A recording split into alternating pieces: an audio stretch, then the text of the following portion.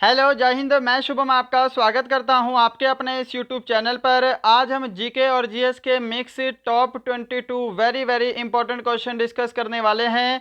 अगर आपका आने वाला कोई सा भी एग्जाम है, चाहे आर्मी का है, एसएससी है, रेलवे है, एयरफोर्स है, या फिर आप किसी स्टेट लेवल एग्जाम की तैयारी करते हैं, तो इन 22 क्वेश्चंस के आंसर आप सभी को पता होना चाहिए। सभी प्रश्न वेरी वेरी इंपॉर्टेंट हैं और विभिन्न परीक्षाओं में बार बार पूछे जा चुके हैं। तो मैं उम्मीद करूंगा सेशन आपको हेल्पफुल लगेगा। चलिए अपनी क्लास स्टार्ट करते हैं।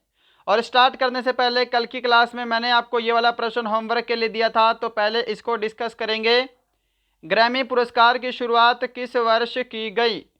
बिल्कुल इसका करेक्ट आंसर ऑप्शन बी रहेगा। 1959 को ग्रैमी पुरस्कार की शुरुआत की गई थी। अगर आपने ऑप्शन बी को आंसर दिया है तो आपका आंसर बिल्कुल करेक्ट होगा। तो बढ़ते हैं आज की क्लास की तरफ। आज प्रश्नों की संख्या 22 है और मैं आपको टारगेट दे रहा हूं 20 क्वेश्चन राइट करने का। और इन 22 क्वेश्चंस के बाद एक क्वेश्चन आपको आज फिर से होमवर्क का मिलेगा। पहला क्वेश्चन है, सलारगंज संग्रहालय कहाँ स्थित है? जल्दी से साथ साथ आंसर देना है। ऑप्शन है हैदराबाद, जयपुर, लखनऊ या फिर मुंबई। बिल्कुल करेक्ट आंसर इसका ऑप्शन ए रहेगा। सलारगंज संग्रहालय जो है यह हैदराबाद में स्थित है।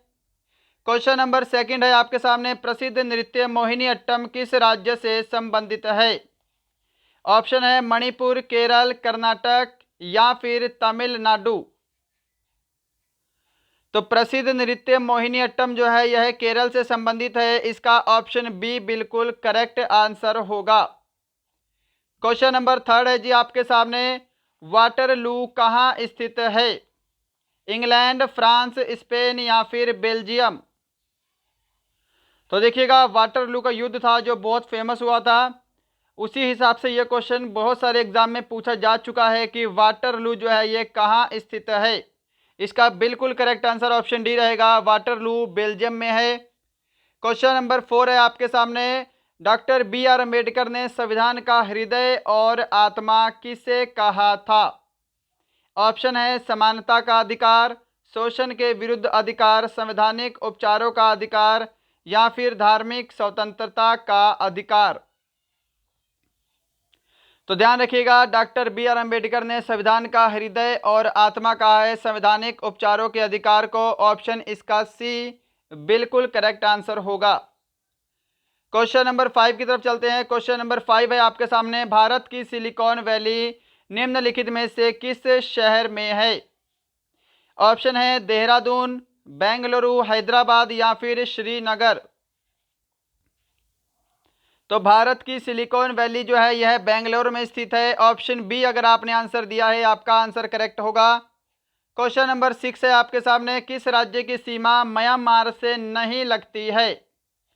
ऑप्शन देखिएगा, मिजोरम, मणिपुर, नागालैंड या फिर मेघालय।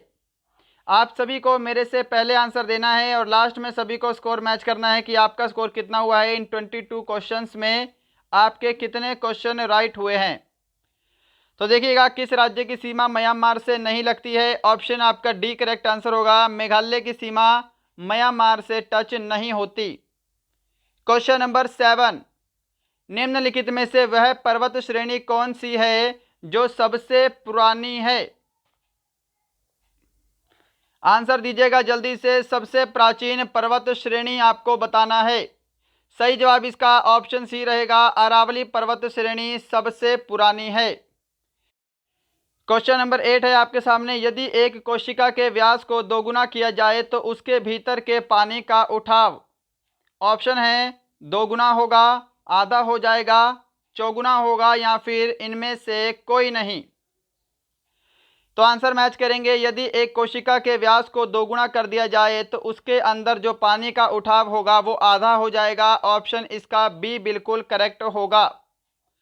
क्वेश्चन नंबर 9 देखिएगा, दाब बढ़ने से बर्फ का गलनांक बढ़ता है, घटता है, अपरिवर्तित रहता है या फिर पहले घटता है फिर बढ़ता है?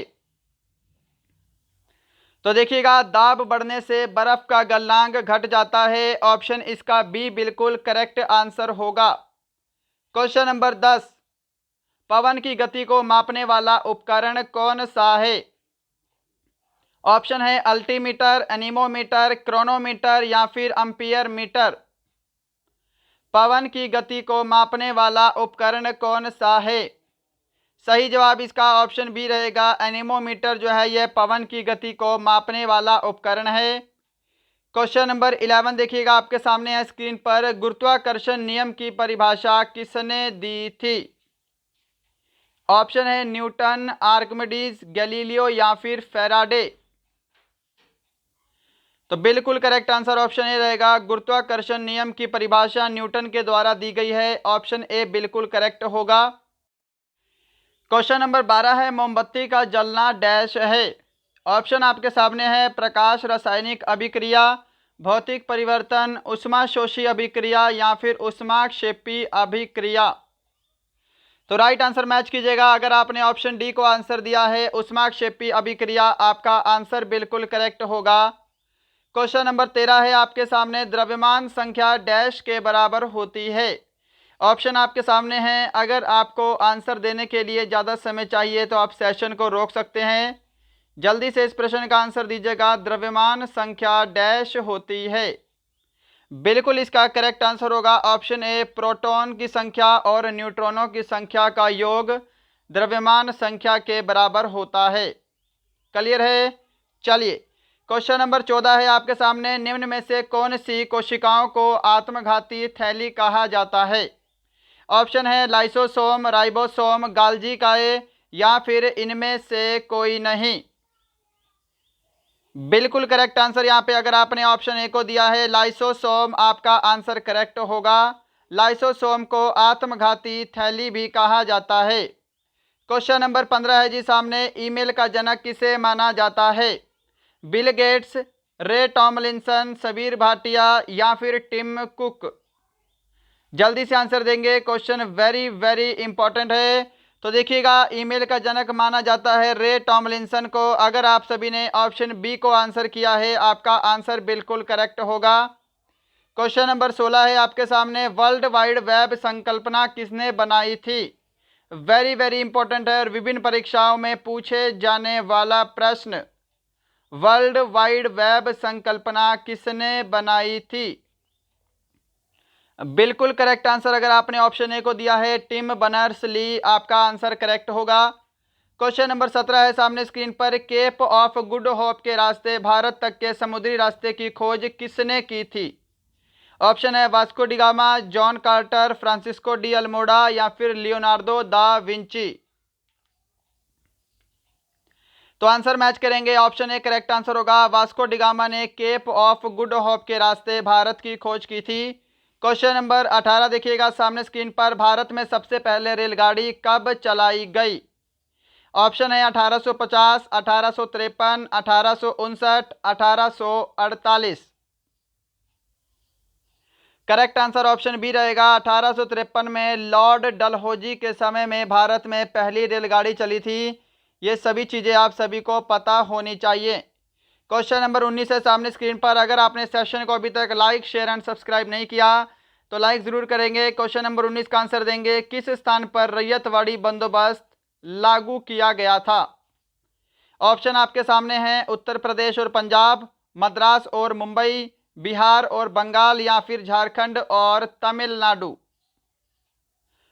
तो ध्यान रखिएगा, रैयतवाड़ी व्यवस्था सबसे पहले मद्रास और मुंबई में लागू हुई थी। ऑप्शन बी बिल्कुल आपका करेक्ट आंसर होगा।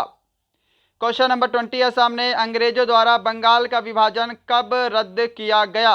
1911 में, 1916 में, 1914 में या फिर 1919 में। सही जवाब मैच करेंगे, ऑप्शन ए आंसर दे रहे हो 1911, आपका आंसर करेक्ट होगा। क्वेश्चन नंबर 21 है और आज का सेकंड लास्ट क्वेश्चन है, अलीगढ़ आंदोलन का संस्थापक कौन था? जल्दी से इस प्रश्न का आंसर देंगे, सर आगा खां, मौलाना अबुल कलाम आज़ाद, अल्ताफ हुसैन हाली या फिर सर सैयद अहमद खान। अलीगढ़ आंदोलन के संस्थापक कौन थे? आंसर मैच कीजिएगा, ऑप्शन डी आपका करेक्ट आंसर होगा, सर सैयद अहमद खान। और इसी के साथ क्वेश्चन नंबर 22 है आज का लास्ट क्वेश्चन, और एक क्वेश्चन आपका होमवर्क का है, होमवर्क भी लेकर जाइएगा। पहले इसका आंसर दे दो, बैंकॉक डैश की राजधानी है? इराक, थाईलैंड, चीन या फिर रूस। बैंकॉक किसकी राजधानी है? ऑप्शन आपका बी बिल्कुल करेक्ट आंसर होगा। बैंकॉक जो है ये थाईलैंड की राजधानी है। तो दोस्तों ये थे आपके टॉप 22 जीके और जीएस के वेरी वेरी इंपॉर्टेंट क्वेश्चन। बताइएगा आज के इस टेस्ट में आपका स्कोर कितना है। ये क्वेश्चन होमवर्क का है, इसको हम कल की क्लास में डिस्कस करेंगे। मसाई निम्नलिखित में से किस आदिम जनजाति है? बोत्सवाना की, नाइजीरिया की, तंजानिया की या फिर न्यूजीलैंड की? इसका आंसर सभी को कमेंट बॉक्स में देना है। मसाई कहाँ की जनजाति है? तो दोस्तों ये था आज का क्वेश्चन। कमेंट जरूर करेंगे आपका इन 22 प्रश्नों में कितना स्कोर हुआ है। मिलते हैं कल शाम को 7 बजे किसी और अच्छे क्वेश्चंस के साथ। तब तक के लिए जय हिंद, जय भारत।